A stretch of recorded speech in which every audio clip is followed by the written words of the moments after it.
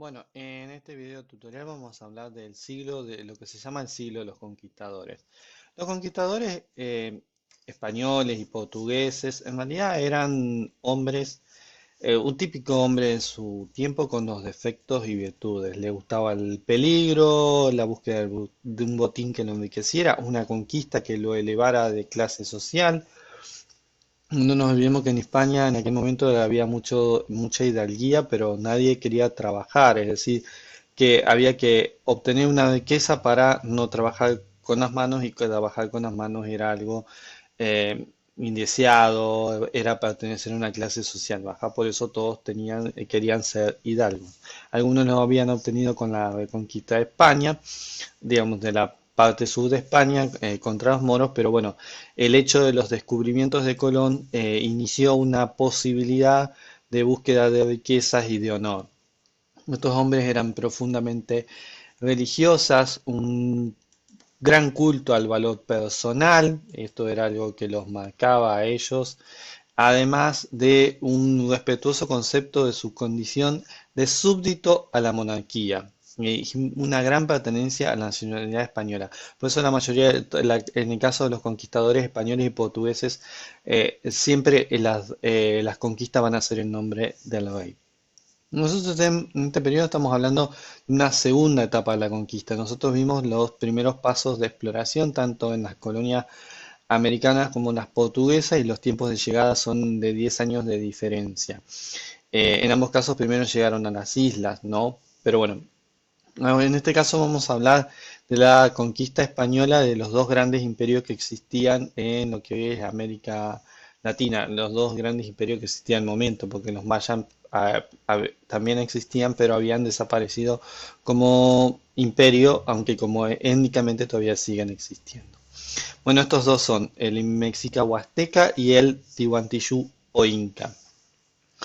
Eh, Esto es importante entender. El primero de ellos fue conquistado el Azteca por Hernán Cortés.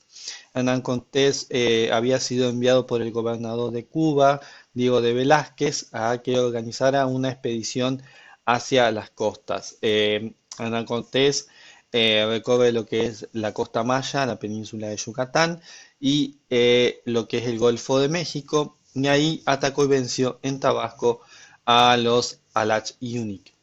Bueno, estos le entregaron grandes ofrendas, entre ellas mujeres, donde aparece Malinche o Marina, si se quiere, en español.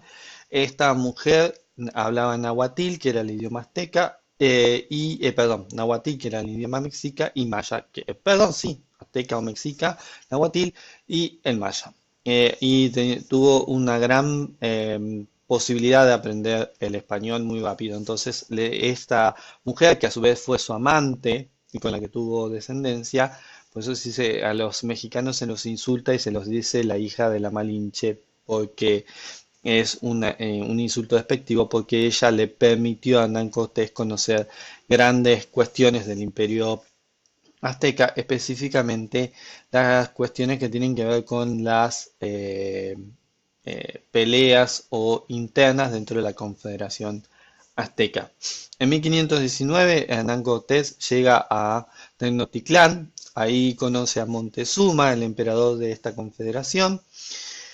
A los pocos días de haber entrado a Tenochtitlán, que estaba situada en el centro del lago Texcoco, hoy la Ciudad de México ocupa gran parte del lago Texcoco, ha sido una ampliación importante que hicieron los españoles tratando de destruir todo el pasado indígena en ese lugar.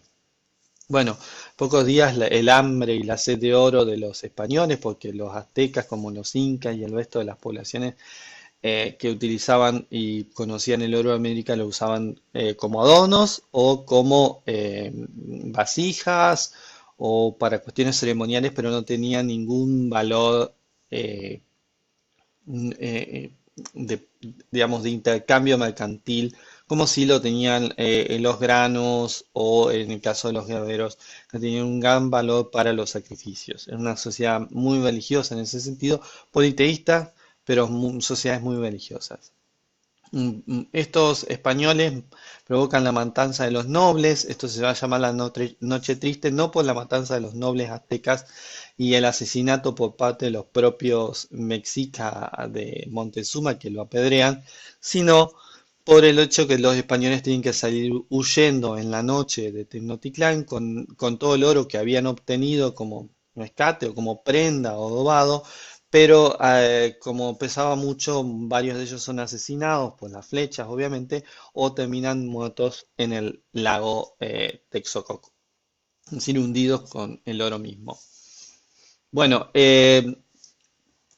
posteriormente, Hernán Cortés vuelve en 1521 para sitiarla y conquistarla definitivamente, pero Hernán Cortés utilizó estas divisiones políticas que existían dentro del Imperio de la Confederación que le permitieron a él justamente la conquista de Tenochtitlán y además sumar los ejércitos con pueblos aliados como los Totonaca y los Tlazaltecas. Estos pueblos se incorporaron en el ejército de Hernán Cortés por su odio hacia los aztecas, porque los aztecas tenían este sistema de generar guerras o batallas en las que obtenían con los pueblos sometidos guerreros, es decir, los obligaban a pelear para después capturar esos guerreros, porque no asesinaban a todos en la guerra, sino capturarlos y después a estos guerreros sacrificarlos, ¿no? Hacia sus dioses, como ofrenda hacia los dioses. Es decir, se le ofrecía la mejor sangre a los dioses, por eso se ofrecía la sangre de guerreros capturados. Bueno, eh, estos dominios de la corona, este lugar fue llamado Nueva España.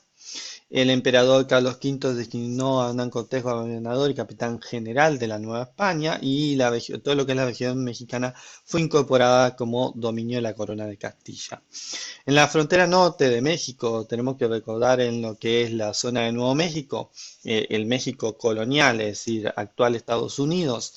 Van a existir pueblos como los apaches y los chichimecas que se adaptaron la montura a los caballos capturados a los españoles como pueblos resistentes a los conquistadores españoles. ¿Sí? Estos pueblos no van a ser dominados hasta la expansión estadounidense o norteamericana hacia el oeste. Bueno, la caída del Tihuantinsuyo, Perú.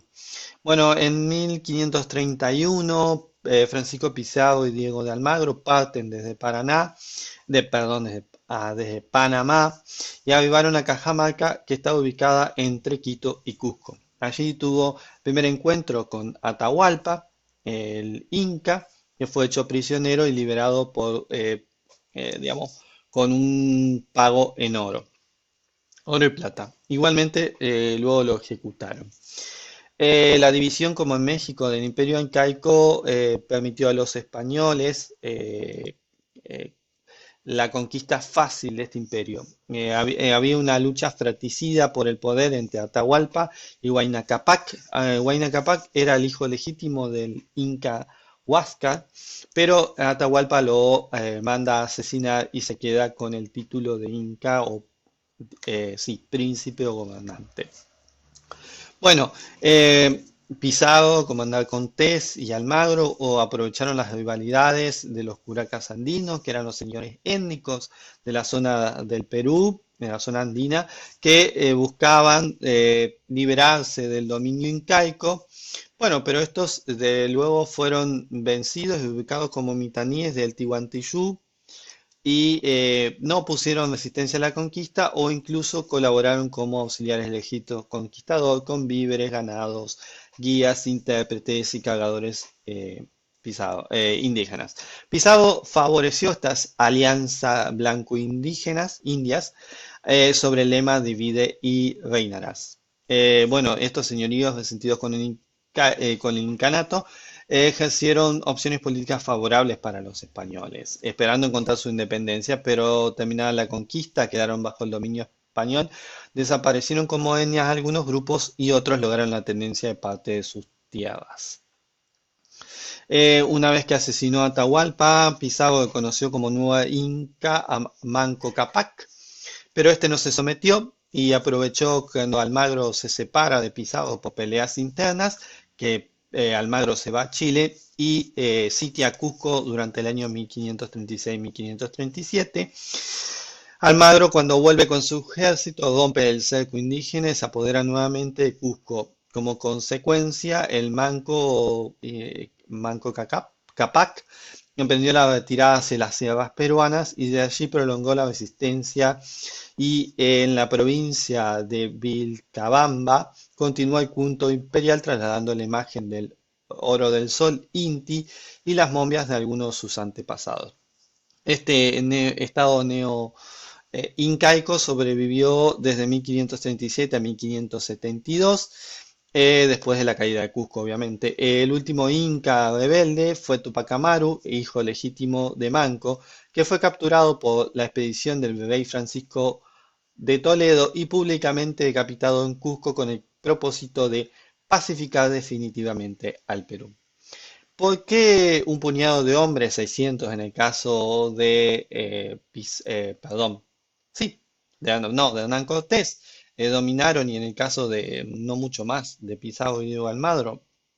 Bueno, primero la sorpresa, los españoles sabían que llegarían a tierras habitadas por gente desconocida, los indios, en cambio los indios no tenían ni idea de lo que iba a suceder. Creyeron los indios que eran dioses o semidioses y recurrieron los indios a explicaciones religiosas para esto. Todo lo que rodeaba a los españoles era desconocido. El color rojo y el pelo y la barba de Cortés lo consideraban como un semidios. Las armaduras de metal para protegerse, los caballos que los indios no conocían, ya habían desaparecido en América, las armas de fuego vistas por los indios lanzaban fuego o rayos que mataban a la gente, así eran vistos. Es decir, lo semiótico, lo simbólico tiene mucho que ver en esto de la conquista. Bueno, vieron esto los sacerdotes de las dos grandes civilizaciones como presagios funestos, lo que había pasado en la fiesta del sol en Perú, cuando un cóndor mensajero del sol había sido perseguido por dos halcones y caído en medio de la plaza de Cusco.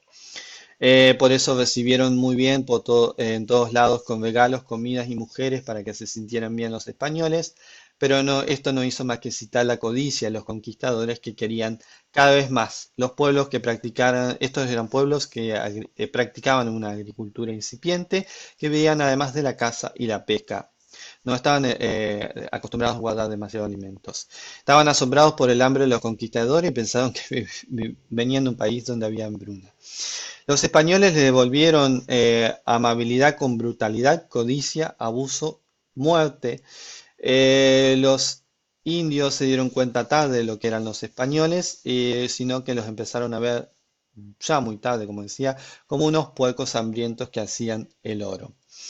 No pudieron enfrentarlos mucho por el tema de las armas, pero las pocas resistencias que existieron o llevaron por lo menos a que se pudiera de alguna manera hacer una resistencia. Las causas de orden político, en muchos casos los indígenas no poseían una organización estatal, sino que se organizaban en pequeñas tribus que se enfrentaban unas a otras y también tuvieron que enfrentarse los españoles. Los únicos que le hicieron frente fueron las guerras calchaquíes de los diaguitas, llevaron adelante en el siglo XVII en lo que es la actual Argentina.